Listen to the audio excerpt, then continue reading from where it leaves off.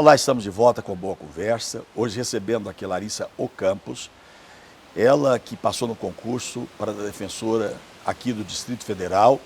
E com alegria nós a recebemos aqui para falar um pouquinho também sobre esse concurso. Larissa, é claro, todos nós precisamos e queremos saber como foi esse concurso, quantas etapas, quantos inscritos e também quantos aprovados. Primeiro fala para a gente desse concurso. Bom, o concurso ocorreu ao longo de 2019, foram diversas etapas. A primeira foi uma prova objetiva que aconteceu em julho, foram um pouco mais de 10.200 inscritos. 10.200 inscritos. 10.200 inscritos. E foram 200 itens, certo e errado, conforme Sebrasp, Cesp. Posteriormente teve a segunda fase em Mas na setembro. primeira fase, ela foi eliminatória? Eliminatória e classificatória. Então, quantas pessoas não passaram na primeira etapa? Você tem ideia? Para a segunda fase, foram classificados um pouco mais de 300. De 10 mil e poucos, apenas 300? Apenas 300. E, então, essa segunda fase aconteceu em setembro. Foram 2 dias. Cada dia a gente tinha que elaborar uma peça prática processual e responder 4 questões discursivas. E 150 pessoas, mais ou menos metade, foram para a prova oral. A prova oral ocorreu em dezembro. Apenas 150? Apenas 150. Então, veja só, para que o nosso telespectador possa entender direitinho, 10 mil e poucos inscritos. É como uma peneira. A primeira parte, mais de quase 10 mil foram embora. Na segunda etapa, de 300 e pouco, ficaram mais ou menos 150 apenas. Então, não é qualquer um que pode... Todos podem fazer o concurso, mas para passar é bem seletivo mesmo, né? Sim, é bem seletivo e há a complexidade do conteúdo da prova também, porque são diversas matérias jurídicas, foram em torno de 15 matérias, um edital bem extenso, cobrando inclusive o conhecimento da realidade do Distrito Federal, do histórico. Exatamente porque, como a Defensoria atende a população, também tem que saber o contexto histórico da população. E como é que foi esse contexto histórico? O que estava abordando, basicamente? Basicamente, é relacionada à formação de Brasília, o seu planejamento, as regiões administrativas. A origem das pessoas que aqui estão, abordou isso também? Também. Agora, essa terceira etapa, parece que essa é a mais difícil de todas. Porque encarar alguém, responder perguntas, talvez é a coisa mais difícil que tem. Para nós é fácil estar aqui fazendo pergunta. E também para aquele que está examinando o aluno, o estudante ou o concursando. Agora, para quem está respondendo, dá um frio na barriga, não? Sim, é bem complicado porque é uma pressão enorme no dia, porque é uma prova que define sua vida, assim. É uma oportunidade de melhorar a sua vida. Então há muita pressão, a gente fica muito ansioso e ainda mais que foram 3 dias, cada dia referente a um grupo de matérias e a gente tinha um período para esperar os colegas irem para não ter comunicação, né, sobre o conteúdo das provas e das perguntas, das respostas. Então ali a ansiedade batia bem forte. Desses 150 que foram para a prova oral, quantos foram classificados? Foram aprovados na prova oral 125. 125. Esse foi um índice menor, então só tinha craque lá na final. Isso, a prova oral geralmente, nos concursos, é a etapa que menos reprova. Mas também é a reprovação, acredito, mais dolorida, porque já é aí o finalzinho, né, do concurso. Mas também eu acho que é a mais difícil, não? Pelo menos para mim seria um terror ter que encarar alguém e responder perguntas. Além da pressão, de ficar ansioso, tem a questão do controle emocional, de lá no dia conseguir controlar ali a mente mesmo e conseguir expressar da melhor forma o conteúdo jurídico. É até isso que eu ia perguntar para você, porque vale, lógico, tantas pessoas ainda vão fazer concurso público, das provas nas universidades. Como é que se prepara, especialmente você que passou em primeiro lugar, como é que foi essa preparação anterior e no dia dessa prova? Eu não imaginava tirar a maior nota, nem tinha essa expectativa, foi a primeira vez que eu fui para uma prova oral. Na verdade, eu só queria passar mesmo, mas eu acho que foi fruto de muito estudo, de muita dedicação. Eu revisei o edital, as matérias, porque também era necessário acertar as perguntas, mas eu também fiz alguns cursos para treinar a postura, oratória, para a gente também conseguir se soltar e não ficar com muita vergonha lá no dia. E eu também treinava com duas amigas minhas, que também são aprovadas hoje. A gente fez um grupo e toda semana, um dia, 2 dias, a gente se reunia e ficava treinando uma com a outra. Aí uma era a examinadora mais boazinha, a outra era mais carrasca, e a gente ia treinando. Uma ajudando a treinar a outra. Mas isso vale para cada um de vocês que estão ouvindo? Você que quer passar num concurso público, na prova na faculdade. Veja que a Larissa não apenas estudou sozinha, contou com outras colegas, fez cursos de treinamento também para estar preparada para aquele momento. E isso faz toda a diferença para quem tem um sonho, para quem tem um objetivo a ser alcançado. Pois bem, 125 foram aprovados. E aí, o que aconteceu de lá para cá? Bom, o concurso foi homologado em março e em maio ocorreram as primeiras nomeações. Foram nomeadas 16 pessoas e de lá até a presente data foram nomeados mais 2 candidatos. Mas o que nós, aprovados e aprovadas, mencionamos é que essa mera recomposição dos cargos vagos não é necessário, não consegue suprir a demanda de uma extensa e ampla atuação, conforme já mencionado no bloco anterior. Então, assim, a gente verifica que é um concurso muito difícil, que são pessoas qualificadas, e eu digo até vocacionadas, porque as pessoas que se inscrevem no concurso da Defensoria Pública e logram o êxito, a aprovação, elas possuem um perfil para atuar, né, naquela instituição. E por serem pessoas muito qualificadas, não só os aprovados, mas hoje também os defensores que lá estão, a gente vê que a Defensoria Pública é uma instituição de uma atuação de excelência, de qualidade. Contudo, com essas dificuldades estruturais, com esse déficit de defensores, há um prejuízo à população. Ela poderia atender de uma forma melhor ainda uma população em uma quantidade ampla, extensa, que necessita dos seus serviços. Mas hoje, o que está acontecendo no âmbito da Defensoria Pública para que esse pleito de vocês sejam atendidos? Vocês têm, claro, têm conversado com a Defensoria Pública geral, a doutora Maria José, com outras pessoas. Em que pé está? Há a possibilidade de vocês serem chamados?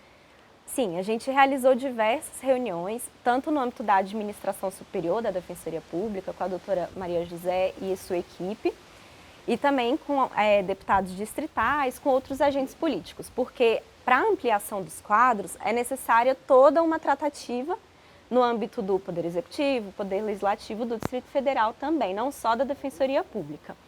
No contexto atual, a gente tem como estrutura de pessoal da Defensoria Pública, como eu mencionei, 239 defensores. Com uma alteração na carreira no ano passado, há 3 categorias. A de início, quando você toma posse, vai para a 2ª categoria, posteriormente 1ª e depois a categoria especial. Hoje, qual é a realidade? Há 40 defensores na 1ª, de piso, quando você entra, e nas outras 2, 100. Então, a gente verifica que a carreira é estruturada hoje de uma forma de uma pirâmide invertida, sendo que não é o comum para as carreiras. Normalmente, as carreiras possuem mais cargos ali na entrada, na base. E então, o pleito seria de expansão para pelo menos igualar com as outras 2 carreiras.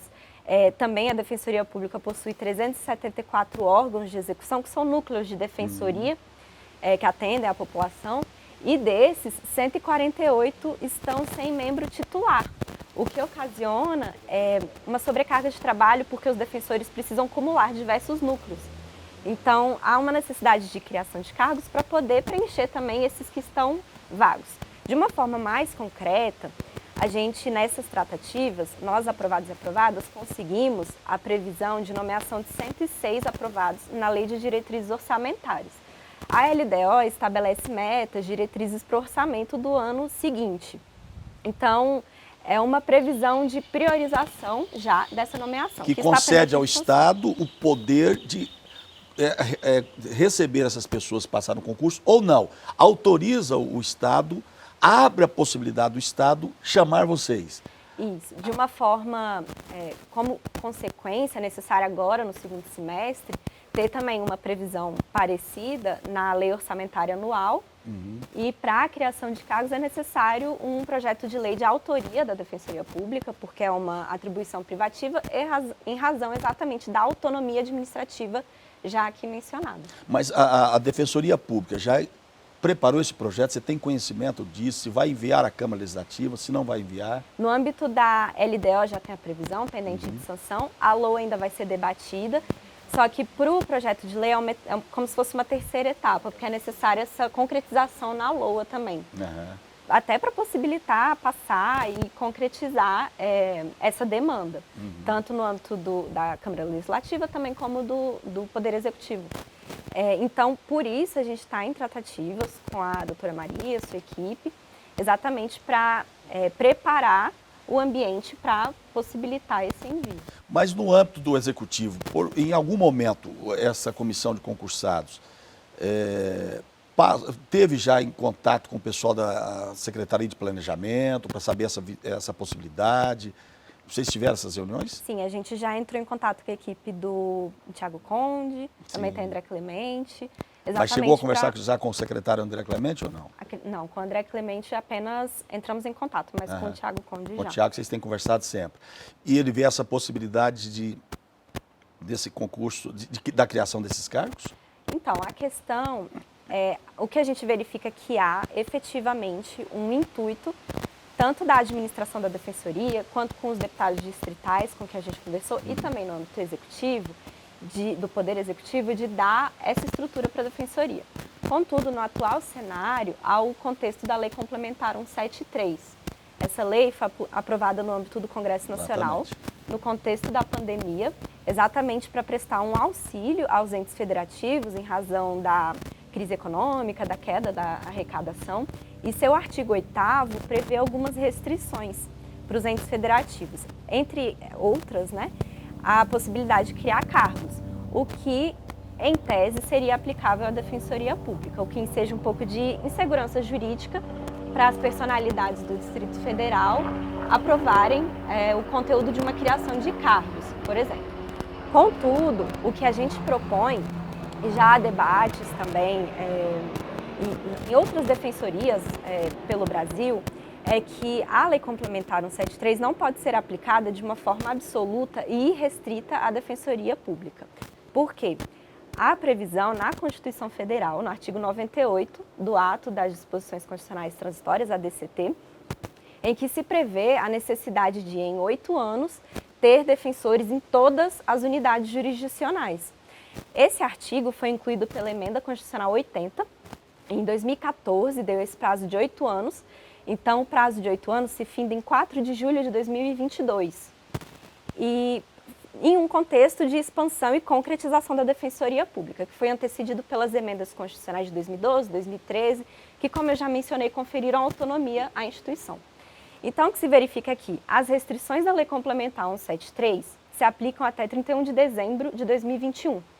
E essa obrigação constitucional se aplica até 22 de julho de 2022, ou seja, há uma diferença de 185 dias para se concretizar uma obrigação que está na Constituição.